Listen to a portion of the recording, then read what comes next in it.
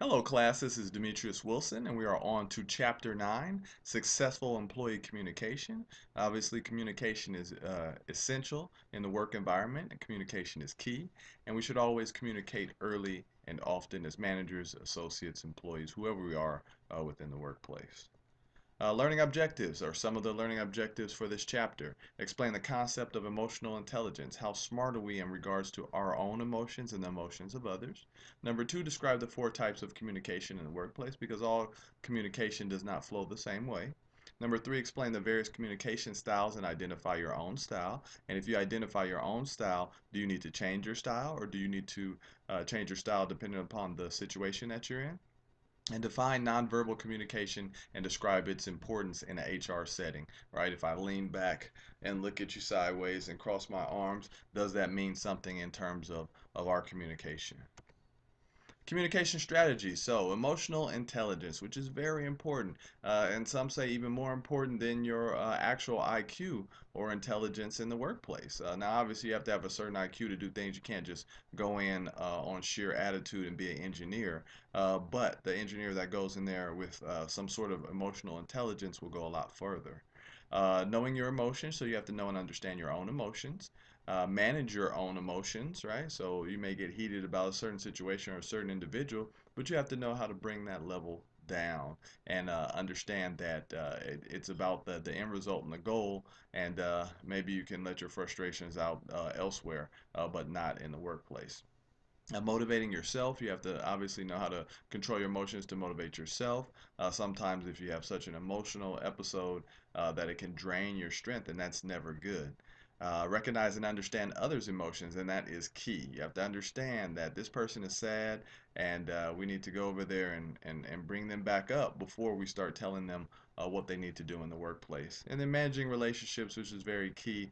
You have to manage the relationships that you have that are good, try to nurture the ones that are not so good, and try and spend a lot of time on those that are bad. But don't spend too much time because some people just you have to understand that people don't always change no matter what you do. You could tell someone the sky is blue and they'll tell you that the sky is green, and no matter anything that you do or the fact that they'll look up every day and see that the sky is blue, they will always say that the sky is green. Whether it's there in the I think I'm right competition, which pays no dividends, or if they're just be stubborn or just don't want to be wrong. Who knows? And it takes too much time to try and figure out. So learn how to manage those relationships all around, but manage your own relationship strategy to know that you can't spend so much time on the ones that don't really need or deserve your time.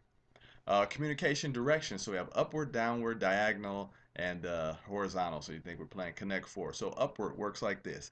I'm the CEO of a company. You're a manager. You're communicating to me about certain things that need to change within the workplace. Certain, maybe the lights need to be fixed or better working conditions in terms of the food or the vending machine. That's upward communication. Downward communication will be me communicating that we're no longer going to pay out sick time. We used to pay out sick time for the individuals who didn't call in sick throughout the year. That's how it was at a company that I was at, and then one day the VP of HR just said, "Hey, that's it. We're pulling the plug on this program. We need those funds for something else." Diagonal communication. So picture it going like this, right? But it can also go like that, right? So diagonal communication would be like a recruiter in HR working with a VP in marketing, right? They're going to work with the VP in marketing to understand and establish who they need to recruit, but it's a diagonal communication because that person, the recruiter, is lower than on the totem pole, lower than the VP of marketing. Then horizontal, obviously horizontal goes like that, and horizontal means that it's just people on the same level. So the marketing manager is communicating with the HR manager, and the accounting manager is communicating with the customer service manager. Same level. Communication style. So different types of communication style, like for you to check out which one you are. So you could be the expressor, right? So in terms of the expressor, and I'm gonna raise this up so that you guys can see this. All right, so maybe not. That's not gonna get the whole screen, so maybe scrap that. But what I will tell you is that what you can do is when you open up your PowerPoint that's in resources, you can actually go in, pull that up from the bottom, and you can see some of the notes on each of these. So I'm not looking at the notes either, but you can see some of the definitions and notes on there. So expressor is someone who gets really excited, right? They get excited about a deal or idea, and they're really motivated by it. A lot of times they go off their gut feelings, and sometimes those gut feelings are incorrect, but that's how they are. A driver is an individual who wants to drive home their sense of what is right and their sense of the way and the path that we should go. They have no problem communicating what their strategy is and saying that they believe that that's the way that they should go. The relator, that individual, is more welcoming. They want everybody to kind of get along. They want to understand other people's side of view as well, so they relate to what other people say, and they'll typically be an individual that listens to your side pretty well. And that analytical communicator, that person, they don't want to be rushed. They want to go through each thing step by step, one, two, three, four. We have to cross all the T's, dot all the I's. We're not making any urgent moves or urgent steps.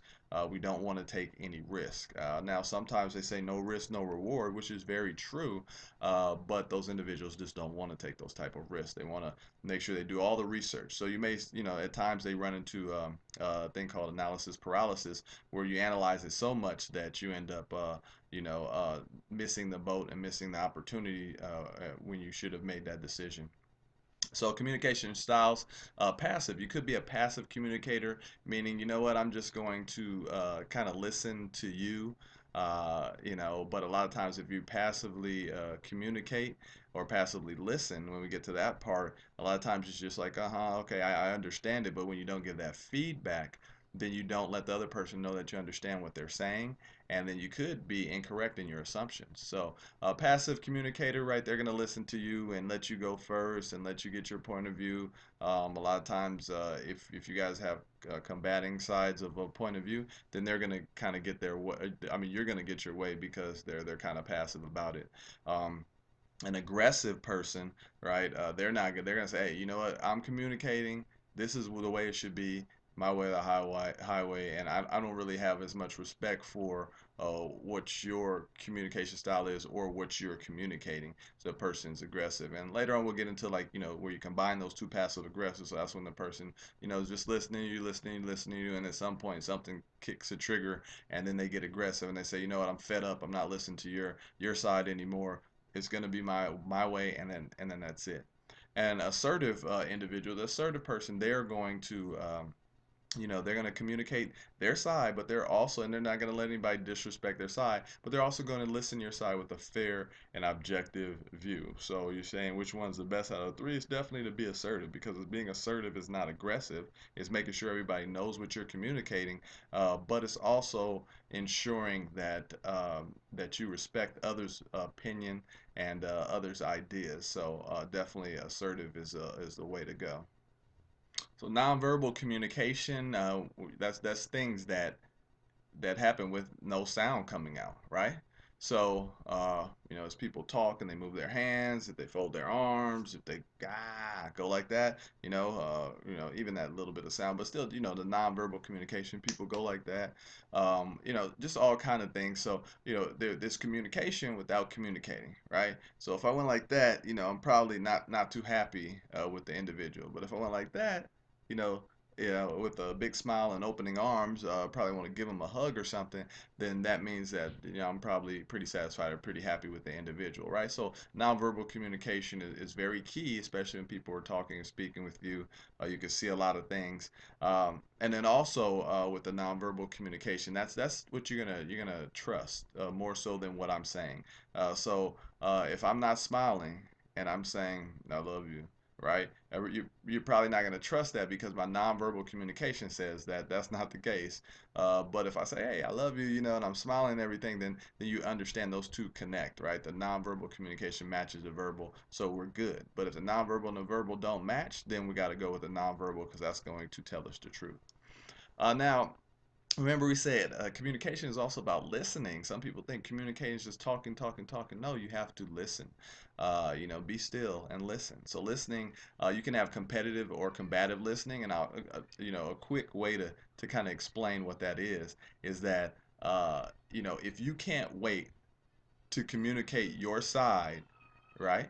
If you can't wait to communicate your side, so, and if you're just waiting to get your point across, and you're just you're chomping at the bit, and the person's talking, and you just can't wait. As soon as they get done talking, or even before they get done talking, you just this is my opinion. Then that means you have competitive or combative listening. You can't truly hear what I'm saying if you're already waiting to say and defend whatever your side is or your point of view is, right? So just think about that. Some of you may do it. Some of you guys may know that other people are doing it, right? So if I'm saying the sky is blue and you just can't wait to tell me that the sky is green, and that's all that's in your mind, you're not understanding what I'm saying. You're not listening. You're not comprehending the things that I'm communicating to you. Passive listening, right? So passive listening, you might say, oh, passive listening is good, but no, like I said before, when you're being passive, you're just listening to what they're saying. You're hearing it, and you're just assuming that what you assume is what they're saying is correct, but your assumption could be wrong. What you want to do is active listening. So these are like the three little bears. You have too hot, too cold, and then right in the middle. This is the way you should do it. Active listening is listening to what the individual has to say, understanding it, communicating feedback to ensure that you understood it the correct way, and moving forward. So if you actively listen, then you talk about your nonverbal cues. You're like, okay, yeah, and then you're asking questions, your verbal cues going back and forth. So definitely go with the active listening. So this communication strategy, this right here is active listening, and these are the steps. So remember, the pyramid, you always start at the bottom. So, sensing, hearing, seeing, and receiving verbal and nonverbal aspects of the message. Then you want to interpret and place the message in a meaningful context. Then you want to evaluate, right? So, receiver must sort the fact from opinion, right? So, that's good. Take the facts and take the opinion. Take those opinion and put them in the trash. Take that emotion and put it somewhere else, including both logical and emotional components, right? You have to know and understand that you separate these things. Let's talk about the facts and let's get things straight. We don't have time to go on the emotional roller coaster. Response is feedback to the sender on how well the message was understood. And if it wasn't understood well, then when we give that feedback, they can give us feedback and say, no, this is what I meant when I said this. So more learning objectives. So define the various types of management styles. Explain how we can determine which style to use in a variety of situations. So management styles, task-oriented and people-oriented. So task-oriented, they're only focused on the task, right? That's not a person's gonna give you the warm and fuzzies about being friendly in the office. People-oriented style, they're gonna build relationships. Hey, what's going on? How's your brother doing? Is he feeling better? Is his knee feeling better? I know he hurt his knee. How's your mom? How's your pet? How was your softball game this weekend? Things like that. I want to establish a relationship, establish a bond with you, and then go from there. So management styles, you have participatory style, directing, and teamwork style. So participatory style, that means that I want people participating. We want to be involved. It's like a democratic thing. Everybody's involved. Everybody's providing opinions. Everybody's providing input. More of a team atmosphere. But the directing style, a lot of times you have to use a directing style because maybe it's in a time crunch, or maybe they come in and say, hey, we've got to hit this sales goal, and we need to sell $100,000 by the end of the next 2 days. And then so now maybe I'm really, in touch with everybody, and I have a directing style when normally in a normal situation I would have had a participatory style and everybody would have participated. But now we're in a situation where we're kind of that tight. We need $100,000 to make our goal. Now I'm telling everybody, hey, these are things that we were supposed to do, but that's what you get paid for as a manager. And then teamwork style, obviously working with the team. The emphasis is on the team, right? The know me in team. You do what's best for the team and what's best for your working environment. So teamwork style, you look at sports. It's excluding some of the individual sports, but even with that, you have you have a team. Like with the boxer, yeah, they're in the ring by themselves, but then they have all kind of people, outside the ring. They have a cut man, they have a head trainer, they have an associate trainer, they have, all kind of different people that are on the team. So the end result that you see in the ring is one thing, but that team is still there. You have a strength and conditioning trainer, you have a person that does all kind of different things. Maybe you have a cook, a chef, all kind of different things. So you have to think about the different aspects of the teamwork style as well. And one part that I forgot to mention about the participatory style is that you want to have make sure that people know and understand how the smaller picture, what they do, relates to what the organization wants, which is the bigger picture. If you can connect those dots and show them how specifically what you do is tied to the organizational goals and the end result of what they do, then people have a better sense of purpose, and you should do that no matter what type of management style that you use. So additional management style, so autocratic style, that means my way or the highway, right? There's only one chief here. Everybody else sit back and listen. Now, is that always the great way to do things? Definitely not. I've seen it done the wrong way. I wouldn't say that's my management style, but I've done that before. I went into an organization, did well on one side of the business, and they say, hey, you know what? We want you to do the same thing on the other side of the business. So, and they were doing a lot of things wrong, so I just went in and said, hey, we're gonna change everything, and we're gonna do it this way because I know this is the right way. But at that point, that juncture, the autocratic style was not appropriate because I needed to get feedback from them. Even though they were doing it wrong, I knew they were doing it wrong. I needed to get feedback because I probably would have got some good ideas and won some more fans. But instead, I just came in and said, "It's my way, the highway." But they listen to me, but they don't listen to me because of my authority. Participative style, just like we're talking about teamwork, we want to get everybody involved. Um, more of a democratic style. This is what I'm thinking. This is our goal. Let's get together and let's see if we can, kind of make a group decision. Now, ultimately, it's the manager's decision, but for people to feel like they have some input is a good thing. And I definitely know and I know it holds true that the best ideas do come from the floor. And when I sit down with individuals and I talk with them and I get ideas that come from the floor, good things happen. So those managers that think that they've got all the bright ideas and probably take credit for those bright ideas as well. After you discussed it with them 3 weeks ago, now all of a sudden it just popped in his head as an epiphany, and now he's going to give that idea to his direct manager, and look like look like Superman or the champion. But in reality, those all come from the floor. You just have to know how to motivate those individuals, talk with them, communicate with them, and get the right answers from them. And then the free reign style is like, hey man, you know what? I don't have time to manage you. I just need those results, right? This is a results-based business. Come back, give me those results, and then everything will be good. They don't put a lot of structure around what they should or shouldn't do ethically, but free reign. You see it in a lot of different departments. Sometimes you see it in the sales department where they say, hey, I expect for you to know what to do out there. Go out there and do it. I can't be with you every day of the week. I'm trying to establish sales territories and make big deals and things like that for you and the rest of the team. So I can't hold your hand or babysit you. So free reign definitely has its place in certain departments. So path, goal, model for leadership. So here's a goal, right? We have goal over here. Here's the path to get to the goal, right? We have to show people what's the path to get to the goal. Yeah, if we just tell you the goal, that's great. But then sometimes they have to decipher what the path is and go through. If you already figured out what the path is and you can tell them a straight line, then tell them a straight line. Don't have them zigzag all over the place. Like, oh, I went through it and I want you to go through it too. No, if I went through the bumps and bruises, I'm going to show you a shorter, quicker, better path. And that's what I do a lot of times. I'll do like process and procedures, write everything down to show the next person that I'm training to come behind me in succession management and succession planning to say, hey, this is how we do things. I don't need for you to do it the hard way. I already did it the hard way. Got in there with the shovel and did my digging, and now I'll make it easier for you, and so on and so forth. So that individual later on hopefully make it easier for somebody else as they move on throughout an organization as well. Determines a path for employees so they know and understand what path they need to take, which is great. You have an idea of what I need to do. And then coaching rather than directing, right? You want to coach rather than direct. You want to say, hey, they come to you like, hey, what do I do? Okay, this is what you do. Like if it was basketball, come off of the screen, catch the ball, ready to shoot, right? Triple threat stance, right? Ready to shoot, pass, or dribble, right? They want you, if it's open, then go ahead and take the shot. And just coach them and direct them. A lot of times people don't need so much and not coach rather than direct. They don't need so much direction. They just need coaching and tell you kind of like what you're thinking in your head, and then they understand it, and then they're like, okay, you know what, that's great. I'm gonna go ahead and do it that way and try it out. And if it's a success, it always builds and strengthens the relationship.